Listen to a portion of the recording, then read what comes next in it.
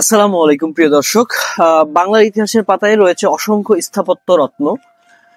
বাংলাদেশের বিভিন্ন আনাচে কানাচে এগুলো ছড়িয়ে ছিটিয়ে রয়েছে। এর মধ্যে আজ আপনাদেরকে দেখাতে নিয়ে এসেছি নওগাঁ জেলার বিখ্যাত রাজপ্রাসাদ বলিহার রাজবাড়ি। এই বলিহার রাজবাড়িটি 1843 সালে জমিদার রায় বাহাদুর হারানাথ রায় চৌধুরী নির্মাণ করেন। এই জমিদার বাড়িটি একটি প্রত্নতাত্ত্বিক নিদর্শন। বর্তমানে সরকারের তত্ত্বাবধানে এটি পরিচালিত হয়। একসময় এই রাজপ্রাসাদেই বসবাস করতেন রাজারা। এখান থেকেই চালাতেন শাসন কার্য এবং করতেন মানব সেবা, জনকল্যাণমূলক বিভিন্ন ধরনের কাজ। চলুন আজ আপনাদের আমরা দেখাবো নওগাঁ জেলার বিখ্যাত বলিহার রাজবাড়ি। সঙ্গেই থাকুন। রাজবাড়ির প্রধান গেট, বিশাল দালান, অলংকৃত বারান্দা আর নকশা করা দরজাগুলো যেন অতীতের গল্প শোনায়।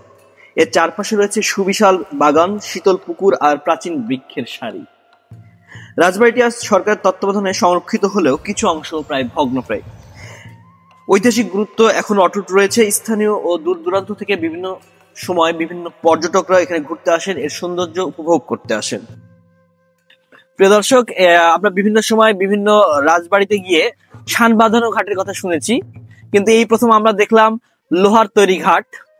এটাকে রানীর ঘাটও বলা হয়ে থাকে। বলিহার রাজবাড়ির এটা একটা অন্যতম প্রধান নিদর্শন বলা যেতে পারে।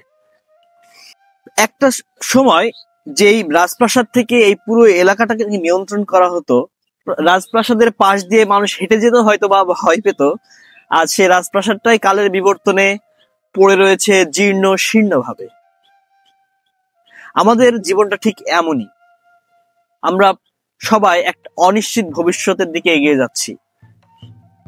আমি জানি না কাল কি হবে। জমিদার হারানাথ রায় চৌধুরীও অনেক শখ করে এই বিল্ডিংটি বানিয়েছিলেন, এই রাজপ্রাসাদটি বানিয়েছিলেন। তারা আজ কেউই নেই, আছে শুধু তার স্থাপত্য নিদর্শন, তার তৈরি কীর্তি। প্রিয় দর্শক, এই বলিহার রাজবাড়ি শুধু ইট কাঠের একটি রাজপ্রাসাদই নয়, এটি প্রাচীন বাংলার ইতিহাসের একটি জীবন্ত দলিল। তাই আপনাদের সকলের উচিত, যদি সময় পান, অবশ্যই ইতিহাসের সাক্ষী এই প্রাচীন বলিহার রাজবাড়ি একবার হলেও ঘুরে যাওয়া। প্রিয় দর্শক, আজ এ পর্যন্তই। আজ নওগাঁ থেকে বিদায় নিচ্ছি। ধন্যবাদ সবাইকে।